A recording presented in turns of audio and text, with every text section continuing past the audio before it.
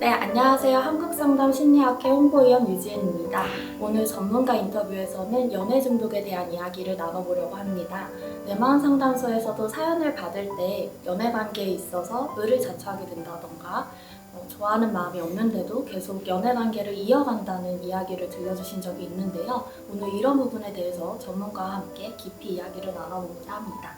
네, 선생님 간단한 소개 부탁드립니다. 네, 안녕하세요. 저는 한국상담심리학회에서 총무간사를 맡고 있고요. 지금 현재는 경상국립대학교 인권사회발전연구소에서 연구원이랑 상담심리사로 일하고 있는 이인재라고 합니다. 네, 오늘 와주셔서 정말 감사합니다. 오늘은 연애 중독에 대한 이야기를 나눠보고자 하는데요. 우선 사연을 먼저 보고 오겠습니다.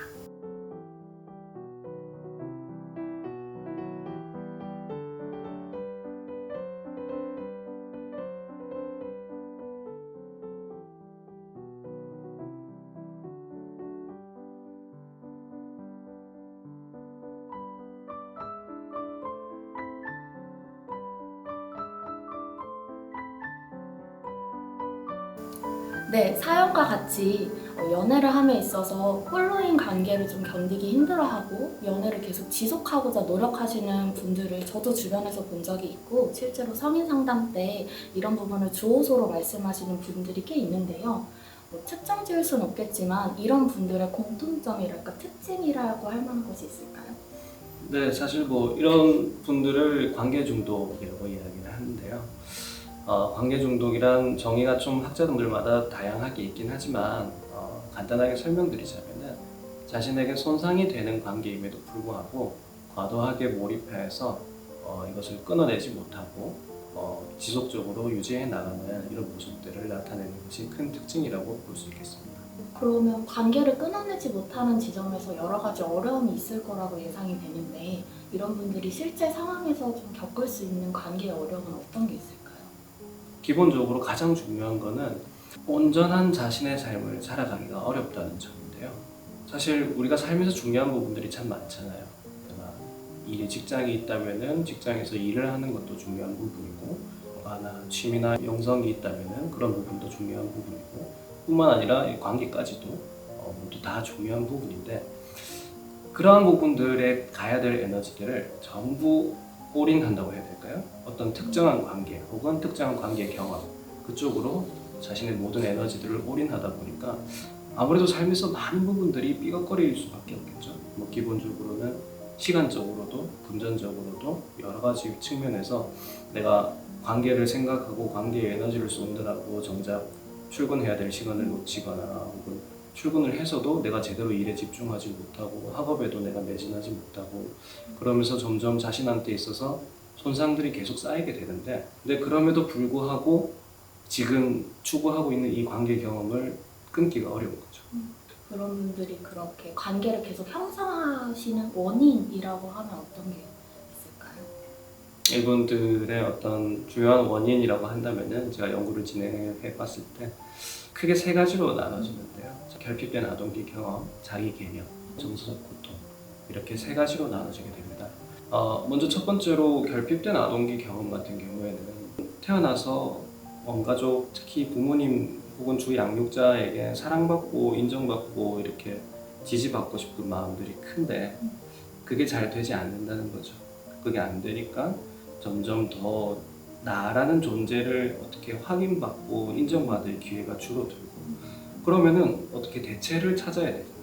내가 살아남아야 되니까. 그래서 대체를 찾다 보니 점점 내 원가족, 내 부모님으로부터는 내가 인정받기도 정서적으로 지지를 받기도 어려우니까 점점 이제 주위에 있는 다른 관계들을 통해서 그런 나의 결핍을 해소하려고 하는데요. 그게 잘 충족되면 사실 좋겠죠. 안정적인 대상을 만나서 내가 원가족에게 받지 못했던 그런 부분들을 충족받을 수 있다면 좋긴 하겠는데 이미 내가 거절받고 혹은 버림받았던 경험이 있는 사람들이 누군가를 그렇게 쉽게 믿고 다가가서 친밀한 관계를 맺기가 쉽지가 않은 거예요. 그러니 내가 버림받지 않고 상처받지 않기 위해서는 이 사람들에게 내가 나를 약간 희생시키고 나를 버리더라도 이 사람들에게 내가 나를 이제 맞춰야 되겠죠. 그래서 그렇게 맞춰 나가다 보니 점점 진실된 내 모습은 좀 잃어버리게 되고 그러면서 점점 이 사람의 욕구, 이 사람의 감정에만 더 치중하게 되고 그러면서 이 관계 속에서 점점 내가 없어지는 그러한 경향성을 띠면서 점점 관계 중독의 이제 특징들을 나타내게 되는 것 같습니다. 그리고 이제 두 번째로는 자기 개념이라고 말씀을 드렸는데 앞서도 말씀드렸다시피 어쨌든 그렇게 점점 내가 없어지니까 나라는 개념 자체도 불안정해지고 사실 옆 앞에 누가 있느냐에 따라서 내가 달라지는 거거든요.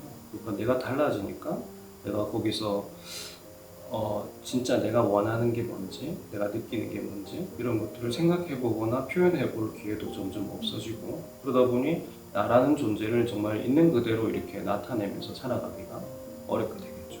어떤 학자는 손상된 자기를 가지고 있어서 자신의 손상된 자기를 혼자서는 독립적인 개체로 자기 자신을 있는 그대로 존재하는 것을 느끼기 어렵기 때문에 다른 대상을 통해서 나를 채워나가려고 한다. 이렇게 표현을 하기도 합니다. 그리고 이제 세 번째로는 정서적 고통인데요. 정서적 고통은 이 관계 중독을 유지시키는 굉장히 강력한 요인입니다. 우리도 사실 일반적으로 관계에서 거절을 받거나 혹은 관계가 좀 일시적으로 없는 상태거나 우리가 주말 토요일 일요일 내내 하루 종일 집에 있는데 연락이 없는 경우도 있잖아요. 그런 것처럼 이제 일시적으로 관계가 좀 없거나 또는 누군가와 이제 심하게 이제 관계의 갈등을 빚어서 관계가 끊어지게 되거나 이런 경험들은 우리가 이제 일반적으로 경험하는 경험인데 그러면 당연히 상처받죠. 당연히 힘들고 정서적으로 고통스럽고 그건 참 자연스러운 부분이라고 생각을 합니다. 근데 그 정도의 차이가 이 관계 중독 경향이 있으신 분들은 상당히 크게 나타나는 부분이 있어요. 연구를 진행하면서 이제 인터뷰를 했던 분 중에 가장 기억에 남는 부분이 어느 날 밤에 아무런 이제 관계가 없는 어느 날 밤에 혼자 이렇게 12시쯤에 집에 있는데 갑자기 너무 공허하고 너무 외로워서 정말 옆집에 누가 사는지도 모르는데 옆집에 그냥 아무한테나 문을 두드려서 그냥 손이라도 한번 잡아달라고 이렇게 하고 싶을 정도로 그때 느꼈던 그 공허감이나 외로움이나 우울감이 너무 컸던 거죠. 그러니까 그 정도로 정서적 고통이 너무 크니까 사실 이 관계가 나한테 손상적이고 나한테 피해가 될 것이라는 걸 사실 알면서도 이 정서적 고통을 잠시라도 줄여줄 수 있다면은 그걸 선택할 수밖에 없는 부분도 있는 거겠죠. 그렇다면 이분들이 조금 더 관계를 좀 바꿔나가고 싶고 나아감에 있어서 어떻게 조금 접근해볼 수 있다라고 이야기를 해볼 수 있을까요? 저는 그거를 진실된 만남이라는 측면에서 좀 바라봤습니다. 사실 관계 중독이라는 거는 한편으로는 관계를 형성하고 또 관계를 맞춰 나갈 수 있는 강점이 있는 사람들이라고 생각을 하거든요. 재밌는 연구 중에 하나는 친밀감에 대한 두려움과 관계 중독의 상관에 대해서 본 연구가 있어요. 거기서 보면은 우리가 일반적으로 관계 중독이라 하면은 친밀감을 굉장히 추구할 것 같은데 정작 관계 중독 경향성이 있는 분들이 친밀감에 대한 두려움들을 가지고 있다는 말이죠. 여기서 이제 이야기하는 친밀감에 대한 두려움이라는 것은 정말 깊이 있는 관계, 정말 진솔하게 나를 보여주고 너를 수용하고 이렇게 함께 만나가는 이러한 관계들을 사실상 맺어본 경험이 많지 않아요. 관계 중독 경향이 있으신 분들이 그런 관계를 맺어본 경험이 적다 보니까 또 그런 관계가 좀 무섭게 느껴지기도 하고 불안하게 느껴지기도 하고 무엇보다 제일 큰 거는 아마 있는 그대로 나를 드러냈을 때 저 사람이 나를 거절하거나 버리지 않을까에 대한 두려움도 상당히 크겠죠. 그러한 친밀감에 대한 두려움을 좀 극복하고 그러니까 경험해 볼 수 있게 해드리는 거죠. 가장 좀 가깝게 찾을 수 있는 자원이라면 주위에 어떤 안정적으로 내가 정말로 신뢰할 수 있는 어떤 관계라도 좋고요.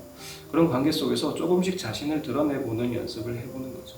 그러면서 나를 드러내보고 또 타인도 있는 그대로 좀 바라보기도 하고 그런 진솔한 만남을 통해서 내가 원래는 좀 부적응적인 방향으로 관계에 대한 에너지를 쏟던 것을 이제는 조금만 방향성을 돌려서 내가 진솔하게 정말 잘 교류할 수 있고 정말 나에게 안정적인 대상을 만들 수 있는 그런 관계로 나아가는 것이 어떻게 보면 치료의 중요한 부분이지 않을까 저는 그렇게 생각합니다. 마지막으로 더 하고 싶은 이야기 있으시면 한마디 부탁드립니다. 네, 사실 연구를 진행을 하면서 참 많이 생각이 들었던 거는 우리가 병리적인 속성이나 심리적으로 부적응이라는 것들이 꼭 나쁘기만 한 것일까라는 생각을 많이 했어요. 저는 꼭 그렇게만 느껴지진 않거든요. 지금 우리가 이야기하고 있는 관계 중독이든 아니면 어떤 다른 여러 가지 신경증적인 뭔가 문제를 가지고 있으신 분들이든 간에 그것이 내가 가지고 있는 능력이 조금은 방향성이 잘못된 방향으로 갈 때 그것이 이제 우리에게 있어서 굉장히 큰 고통으로 다가오거나 어떤 손상이나 손해로 다가오거나 이렇게 하는 부분들이 있다고 생각을 합니다.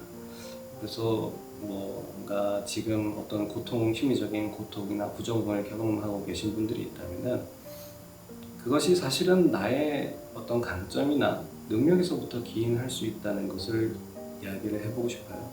그래서 그런 방향이 조금만 바뀐다면, 내가 조금만 바꿀 수 있다면 오히려 그 부정을 발판 삼아서 더 좋은 삶을, 더 온전하고 정말 나다운 삶을 또 살아갈 수 있게 되지 않을까 싶습니다. 사랑이 고프다 보니 사랑을 오히려 넘치게 하게 되는 그런 연애 중독에 대해서 이야기를 나눠보았습니다. 네, 오늘 좋은 말씀 감사합니다. 네, 감사합니다.